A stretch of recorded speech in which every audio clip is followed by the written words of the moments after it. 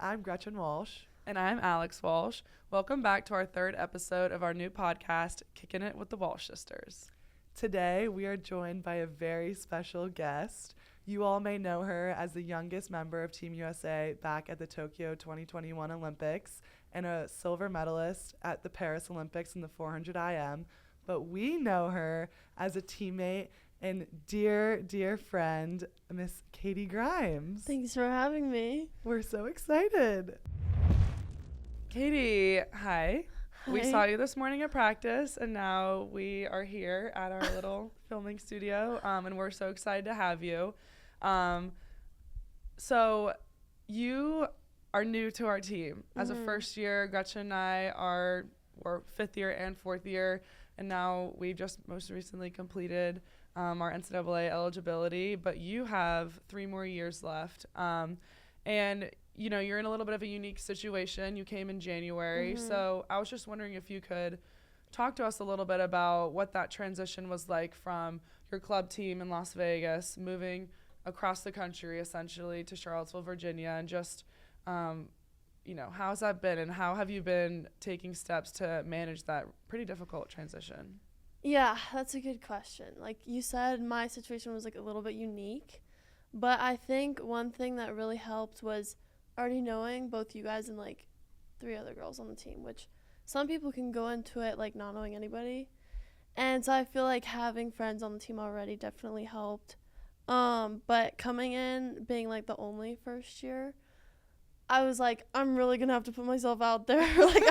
I'm naturally, I would say, like a shyer person, but I really did a good job, and I'm proud of myself for like putting myself out there. And I feel like I made friends really quickly.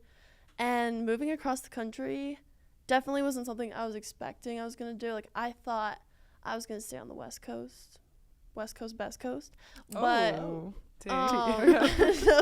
digs. But yeah, so moving all the way across was definitely an adjustment, but I feel like I know it's going really good. So good. I know you mentioned you wanted to stay on the West Coast, but I remember when you came and visited UVA, not even, 8 months ago, I guess it was in September. And I remember like we were all sitting on the lawn together, and it was so fun. And, we obviously, we've known you for a while, and some of the other girls, we were telling them like, guys, she's great. Like we really got to work hard and get her and recruit her. Why were you drawn to Virginia to come over to the East Coast as you didn't want to originally? Well, the main reason was I knew by coming to Virginia that I would have no regrets. And like by coming to Virginia, I knew I would feel like I was turning every stone over. And I feel like if I had gone to a different college, then I would have always been like, I wonder what would have happened if I went to Virginia.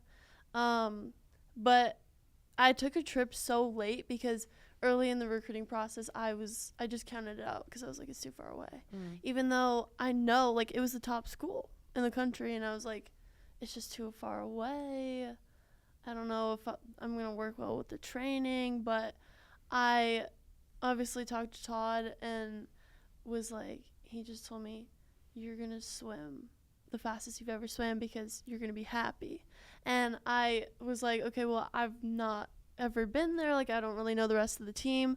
But when I took my recruiting trip, I was like, he's right. I'm going to be happy here.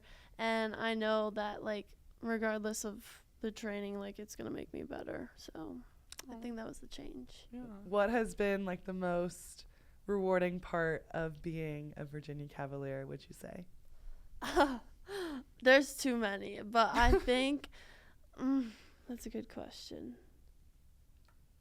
Definitely, like, I wrote this down in my goal sheet for Gary the other day, but I feel like being here, I know I'm being the best version of myself, like, in and out of the water. Like, I feel like I'm getting better every day, like, academically, socially, like, physically, and, like, all the things. I feel like I'm just progressing as a person, and I feel like that's the best change. I love that. Yeah. That's really nice to hear.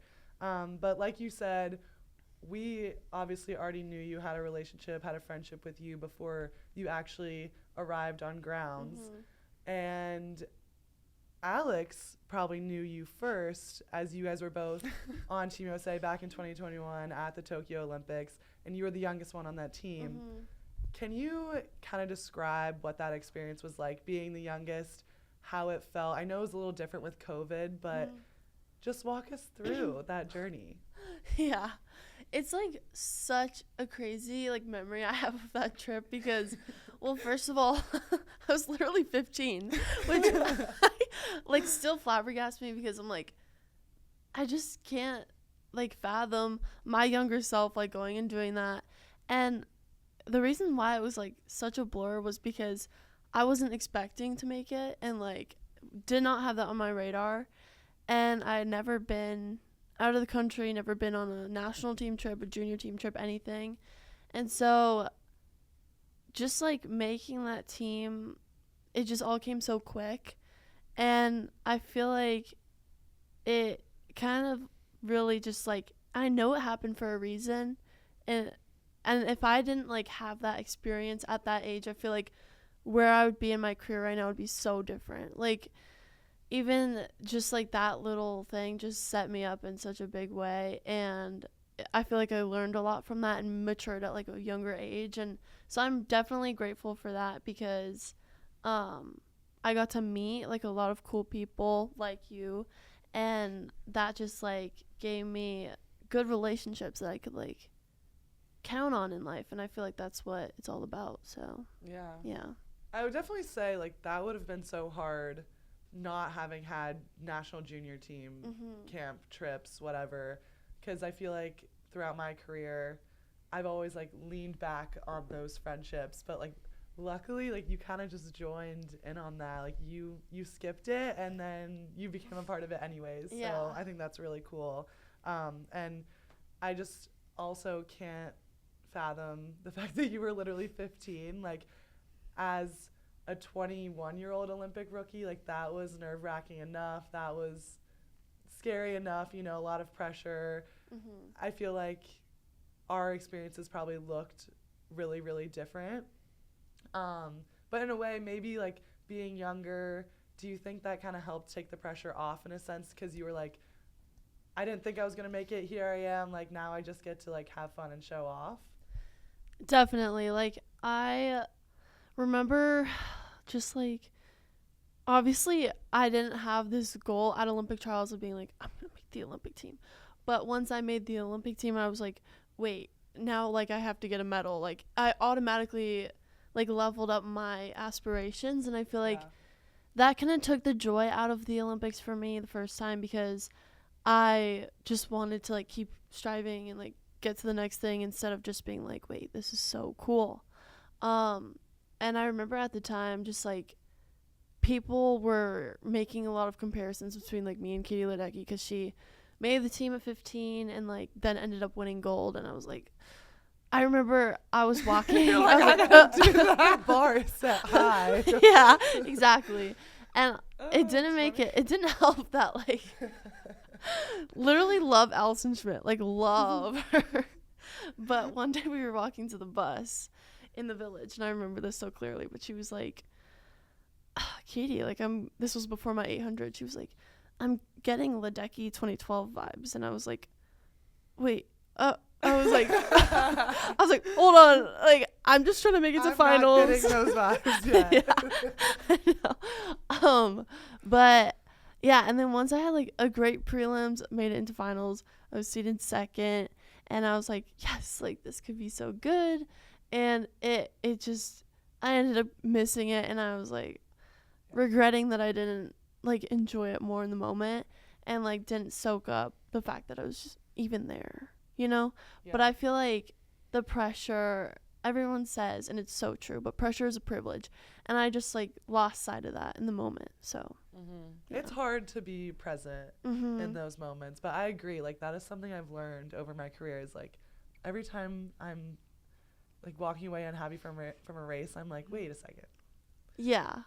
This is so cool that I'm even in this position. I'm enjoying this. But obviously, like, there was a lot of emotions there, making the team, then even just competing at the Olympics. Was that your biggest pinch me moment in your career, or would you say you have a different one?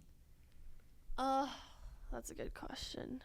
I feel like I've had so many that it's hard to choose. But that was a big one, making the Olympic team first. Like, that will be a moment that you'll never experience twice. Like, making it the second time, like, Alex, I don't know if you were late, but it didn't feel the same. It's more of like just a relief. Like, yeah, okay. exactly. Yeah. It was like so much pent up stress that making it the second time wasn't as like euphoric. But I would say another one was just like honestly, doing the closing ceremonies in Paris. Yeah. I was like, it's so much bigger. Like, just being able to see like the scale of the Olympics and the scale of like Team USA, and getting to meet like all these other athletes that I had like watched compete during the time. And so like that was a big pinch me moment because it just felt more real, you know? Yeah. So yeah. I like that. Do you think, going back to Paris, do you think that having lived through like somewhat of a disappointing, I guess, air quote, disappointing Tokyo Olympics, like, were you able to approach Paris with this new mindset of like, I do want to stay present? And then like, obviously you medaled, which, you know, that is like always, I feel like that's the biggest dream in an athlete's life, definitely a swimmer's life. So what were those feelings? And like, do you think that contributed to your outcome? Yeah, I do think I definitely took my experience from Tokyo and brought it into Paris, like, in terms of the mindset. But I feel like I still was getting so ahead of myself in Paris. And I think that's just, like, something that athletes, like, experience. And it's just, like, it's bound to happen. Yeah, you can't avoid it. You can't. It's just, like, such this big, like, mountain that you have to climb, like, mentally. And I feel like in Paris, like you said, it was just a relief to like even medal. Even though I feel like I didn't live up to like my own personal like expectations. I was like on the podium, like when they put the medal around my neck, I was like, okay, you have to like forget everything about the time and like forget everything about how you didn't go best time and that like you didn't hit your goal time or whatever, and just like absorb this moment and look around. And I feel like I definitely made a mental note like on the podium, and I was like, you know, I was like actually trying to like be in the moment, so I'm grateful for that. Yeah, that's interesting. Do you think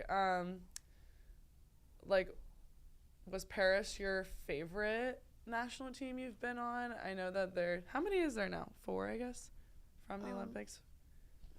And you've done open water too. Yeah. I guess you've done a lot. Yeah. What's been like your favorite trip, do you think, so far? Budapest in 2022 was so much fun. That was fun. Because we went to Croatia before, and I don't know, Paris. Gretchen's Gretchen. sniffling over here. Sorry. Fukuoka was fun, but I feel like I was separated from like the pool team because I had open water before. And so I didn't love Fukuoka, so I would have. If you had said that, I would have been like, what? And there was also no training trip before, right? We went to Singapore. Oh, right. Not very memorable. That's why I wasn't fun. Just kidding. Yeah, I would say probably Budapest. Yeah, that was a lot of fun. So we've talked about a lot of things that have happened in the past, but now let's go to the future a little bit. What are you looking forward to in the next coming weeks, over the summer, next year as a second year? Walk us through that a little bit and all the things that you're anticipating. Yeah, I feel like there's a couple things because, like, obviously you don't want to just be like, oh, I'm looking forward to this thing that's like a year from now. Like, for example, I'm really looking forward to Fort Lauderdale. That's going to be a lot of fun in a week. But past that, I'm looking forward to just, like, having more experience here because I feel like, well, I know that, like, the more time I spend here and the more time I spend training, the better the coaches are gonna like understand my swimming, and like we'll have a better relationship, and that'll just help my training and performance. So I'm looking forward to that, but also just like spending time with the team. I'm not looking forward to graduation because I don't want people to leave. I don't want the fourth years to leave, but I'm looking forward to the summer, just like staying here and grinding. And also I'm looking forward to being a second year and like Get out of dorms. getting out of Gibbons is gonna be a life send. But yeah, like moving into an apartment, Yeah. like having my own space, that's gonna be fun. But I feel like I've gotten such good like help and been treated like with such kindness since being here, and just like I'm ready and I'm excited to like show that to the first years coming in and try and like reciprocate it, you know? And like you can reciprocate that to anybody, but I feel like the first years especially, I'm ready to like I feel like I'm such a baby on the team. Like I know I'm 19, but I feel like I'm literally 12 years old. But I love it. Like I love being helped, and I love I like adding Ella Bathurst right now. Being mothered. Yeah. I do like being cared for like a little baby, but I'm excited to like level up in a sense and like try and be that person. Be a leader and like try and, but also like be learning from the grades above me as well.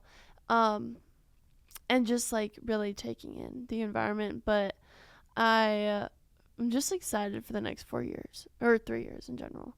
But yeah, I just have a really good feeling about the future. So yeah, I mean, second year was definitely probably my second favorite year. Fourth year is obviously like the best. But second year is so much fun because you get to move out of dorms. You have this like new sense of freedom. I feel like second year is also when you really start to like explode in the water because you've had a year of training under your belt. You feel way more confident. So I'm really excited to now be alumni in the stands and get to cheer you on at like every dual meet and stuff. It's gonna be so much fun. So I'm excited for you too. thanks. Okay, we have one last question. Definitely kind of relates back to our first question of like being a first year and what that transition looked like. But if you had any advice to someone who was, moving to a new training environment, whether that's just a new club or, going from club to college, what is one piece of advice you would give them? That's a good question. Well, kind of going back to what I said earlier, like really trying to put yourself out there, regardless if you're like naturally introverted. It's gonna like benefit you so much better in the long run if you just try and be yourself. Don't try and be anybody you're not, and just like send it and like put yourself out there. And like you're gonna make the best friends because of it. And another piece of advice I would say, like coming from such a routine lifestyle, I was like so routine before coming to UVA. Like didn't have to go to class, like didn't have to cook my meals, didn't have to go and get food, like it was always there for me. So adjusting from a very like curated in a way lifestyle, curated in a way, thanks mom and dad, it can be like a really big adjustment. And so I would say taking it one thing at a time, because if you try and be like, oh no, I got this, like I can go to class, I can take care of my nutrition, I can get to bed on time, like those are just so, I'm sorry, but that's not gonna happen. Like you're not gonna have good sleep, you're not gonna it's gonna be rough for the first couple weeks, but you lean on the people around you, and I think I did that very well. Like my first couple weeks here, I think I was at apartments with the upperclassmen like all the time, and that helped me like have a better relationship with them as well. And so the last piece of advice I would give is to try and like, I'm still learning this, but be as coachable as possible, because it can be hard, going into a different training environment and trying to like not unlearn everything that you've done, but like unlearn the way that like training used to go. Yeah. Because like things are so different. And like you can easily stress out about being like, well, I used to do a lot of this, or like I used to pull a lot, or I used to kick a lot. It's so easy to think that, and then that'll just like make you lose confidence in your training and then affect your performance. So I think just like really being open to like the new coaching and the new sets and everything is going to benefit you. Yeah, I love that. Because Yeah. there's not like one path to success. You know what I Exactly. mean? I feel like it matters more that you're happy and you have a good work ethic. And I think you have both of those things. So, well, that's a wrap on episode 3 of Kicking It with the Walsh Sisters. Thanks, Katie, for being our special guest. And special shout out to Cat Futures for making all of this happen.